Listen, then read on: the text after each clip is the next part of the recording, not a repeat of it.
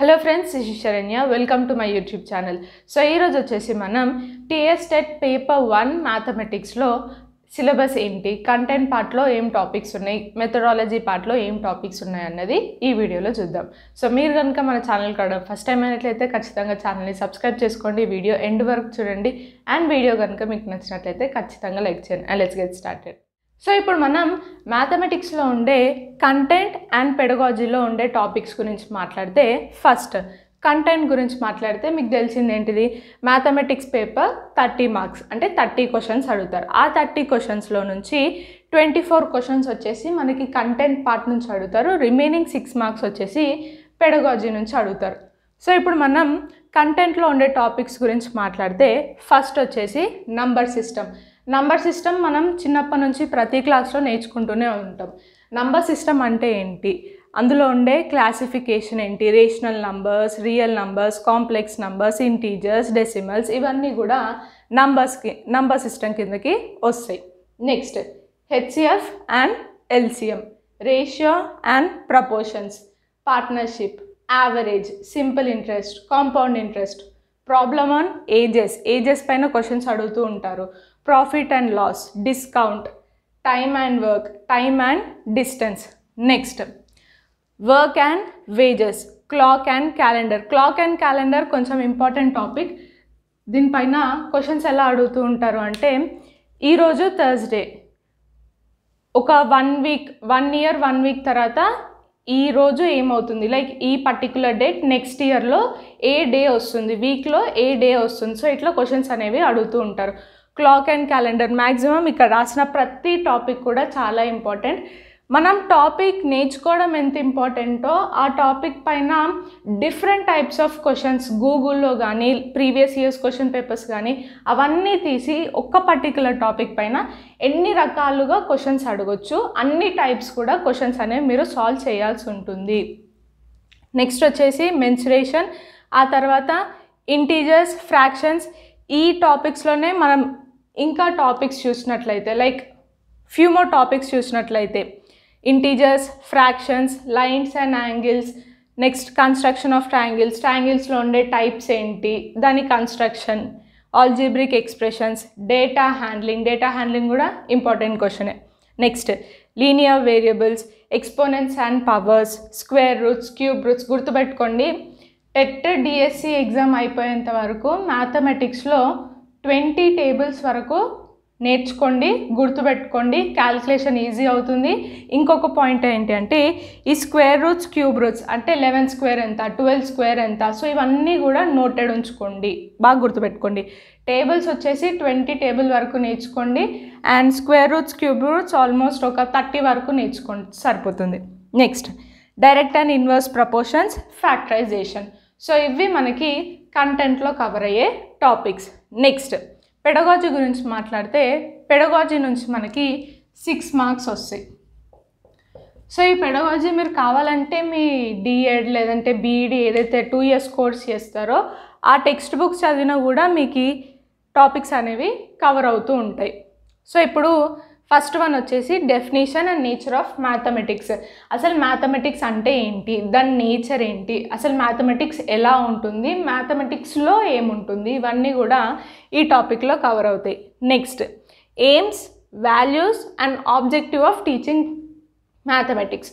ఒక టీచర్గా నువ్వు మ్యాథమెటిక్స్ పిల్లలకి టీచ్ చేస్తున్నావు అంటే అసలు మ్యాథమెటిక్స్ టీచ్ చేయడానికి ఏమేంటి, నువ్వు మ్యాథమెటిక్స్ టీచ్ చేయడం ద్వారా పిల్లలకి ఏం నేర్పించాలనుకుంటున్నావు, దాని ఆబ్జెక్టివ్స్ ఏంటి, అసలు మ్యాథమెటిక్స్ ఎందుకు నేర్పిస్తున్నాం మనం పిల్లలకి, అవన్నీ కూడా ఈ టాపిక్లో కవర్ అవుతాయి. Next methods of teaching mathematics teach చేయడానికి డిఫరెంట్ టైప్స్ ఆఫ్ మెథడ్స్ ఉంటాయి. ప్రాబ్లమ్ సాల్వింగ్ మెథడ్ ఉంటుంది, ఇండక్టివ్ మెథడ్ ఉంటుంది, డిడక్టివ్ మెథడ్ ఉంటుంది. అబ్జర్వ్ చేసినట్లయితే ఇక్కడ రాసిన పెడగాజీలో రాసిన ప్రతి టాపిక్ కూడా మీరు డిఎల్ఈడి లేదంటే బీఎడ్లో ఖచ్చితంగా చదివిన టాపిక్సే. వీటిపైన మీరు ఎగ్జామ్స్ కూడా రాసుంటారు, మీ ఫైనల్ ఎగ్జామ్స్ ఏవైతే రాసుంటారో అక్కడ ఖచ్చితంగా మీకు కనుక మ్యాథ్స్ సబ్జెక్ట్ ఉన్నట్లయితే ఇవన్నీ టాపిక్స్ కూడా అక్కడ కవర్ అవుతాయి. సో నెక్స్ట్ వచ్చేసి planning for teaching mathematics teach చేయడానికి ప్లాన్స్ ఎలా ఉంటాయి, మనకి ఏమేమి ప్లాన్స్ ఉంటాయి, ఒకటి ఇయర్ ప్లాన్, సెకండ్ వన్ వచ్చేసి యూనిట్ ప్లాన్, నెక్స్ట్ వచ్చేసి పీరియడ్ ప్లాన్. ఈ 3 ప్లాన్స్ కూడా మీరు డిఎల్ఈడి లేదంటే బీఎడ్ చేసేటప్పుడు నేర్చుకునే ఉంటారు. నెక్స్ట్ వన్ వచ్చేసి TLMs in mathematics, teaching learning material in mathematics. Mathematics teach చేసేటప్పుడు మనం ఎలాంటి టీఎల్ఎమ్స్ వాడుతూ ఉంటాము, మ్యాథమెటిక్స్ టీఎల్ఎంలో ఉండే టైప్స్ ఏంటి, అవన్నీ కూడా ఇక్కడ చూస్తూ ఉంటాం. Next mathematics curriculum. కరికులం అంటే ఏంటి, ఒక స్టూడెంట్ స్కూల్లోకి ఎంటర్ అయిన తర్వాత అక్కడి నుంచి చేసే యాక్టివిటీ నుంచి మళ్ళీ స్కూల్ బయటకు వెళ్ళిపోయేంత వరకు చేసే యాక్టివిటీస్ ఏవైతే ఉంటాయో అవన్నీ కూడా కరికులం కిందకే వస్తాయి. కరికులర్, కో కరికులర్ యాక్టివిటీస్ అంటూ ఉంటాం. అంటే అకాడమిక్స్ మాత్రమే కాకుండా, అంటే చదవడం మాత్రమే కాకుండా వాళ్ళు చేసే ఎక్స్ట్రా కరికులర్ యాక్టివిటీస్ ఏవైతే ఉంటాయో అవన్నీ కూడా కరికులం కిందకే వస్తాయి. సో మ్యాథమెటిక్స్ యొక్క కరికులం ఎలా ఉండాలి అన్నది ఈ టాపిక్లో చూస్తూ ఉంటాం. Mathematics text book. ఒక మ్యాథమెటిక్స్ టెక్స్ట్ బుక్ ఎలా ఉండాలి, లైక్ పిల్లల్లో ఐడియాస్ డెవలప్ చేస్తూ ఉండాలి, లేదంటే పిక్చర్స్ ఎలా ఉండాలి, ప్రాబ్లమ్ సాల్వింగ్ పైన క్వశ్చన్స్ ఎలా ఉండాలి, రియల్ లైఫ్తో కనెక్ట్ అయ్యేటట్టు ఉండాలి. సో ఇలాంటి టాపిక్స్, ఒక మ్యాథమెటిక్స్ టెక్స్ట్ బుక్ అనేది ఎలా ఉండాలి అన్నది ఇక్కడ మనం చూస్తూ ఉంటాం. Next resources for mathematics education.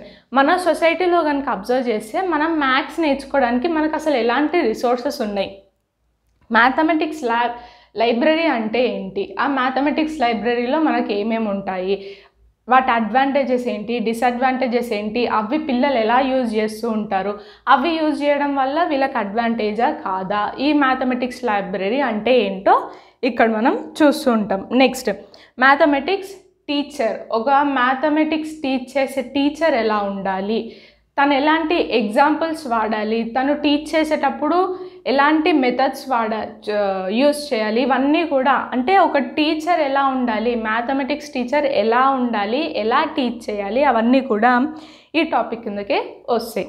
Last one వచ్చేసి ఇవాల్యుయేషన్. సో ఇవాల్యుయేషన్ అనగానే ఇప్పుడు ఈ మధ్య almost last 10 years or 8 to 10 years నుంచి ఈ ఇవాల్యుయేషన్ సిస్టమ్ అనేది స్టార్ట్ అయింది. Like formative assessment, summative assessment. Evaluation అంటే ఏంటి, గ్రేడ్ సిస్టమ్ వచ్చింది, సిజిపిఏ సిస్టమ్ వచ్చింది. సో ఆ ఇవాల్యుయేషన్ అనేది ఒక టీచర్ ఎలా చేస్తుంది, ఒక స్టూడెంట్ని మనం ఎగ్జామిన్ చేస్తున్నామంటే ఎన్ని అంశాలపైన మనం స్టూడెంట్ పైన ఫోకస్ చేయాలి. ఓన్లీ ఎగ్జామ్ ద్వారా పిల్లల్ని మనం జడ్జ్ చేయకూడదు. ప్రతి యాంగిల్లో నుంచి స్టూడెంట్ ఏం నేర్చుకున్నాడు, ఎంత నేర్చుకున్నాడు అని తెలియడం కోసం మనం ఇవాల్యుయేషన్ చేస్తాం. ఆ ఇవాల్యుయేషన్ ప్రాసెస్ ఎలా ఉంటుంది, ఒక టీచర్ ఇవాల్యుయేషన్ ప్రాసెస్ ఎలా కండక్ట్ చేయాలి అన్నది ఈ టాపిక్లో కవర్ అవుతుంది. సో ఇది పెడగాజీలో ఉండే టాపిక్స్. సో ఇవి మ్యాథమెటిక్స్ యొక్క సిలబస్. సో ఇది ఫ్రెండ్స్ ఈరోజు వీడియో. అండ్ ఈ టాపిక్స్ ఏవైతే ఉన్నాయో ప్రతి టాపిక్ పైన కూడా 1 by 1 అప్కమింగ్ వీడియోస్లో ఇన్ డీటెయిల్గా తెలుసుకుందాం. సో ఇది ఈరోజు వీడియో. ఈ వీడియో కనుక మీకు నచ్చినట్లయితే ఖచ్చితంగా లైక్ చేయండి, షేర్ చేయండి అండ్ సబ్స్క్రైబ్ చేయండి. మీకు ఎలాంటి డౌట్స్ ఉన్నా కూడా నాకు కింద కమెంట్ సెక్షన్లో కమెంట్ చేయండి. Thank you so much for watching.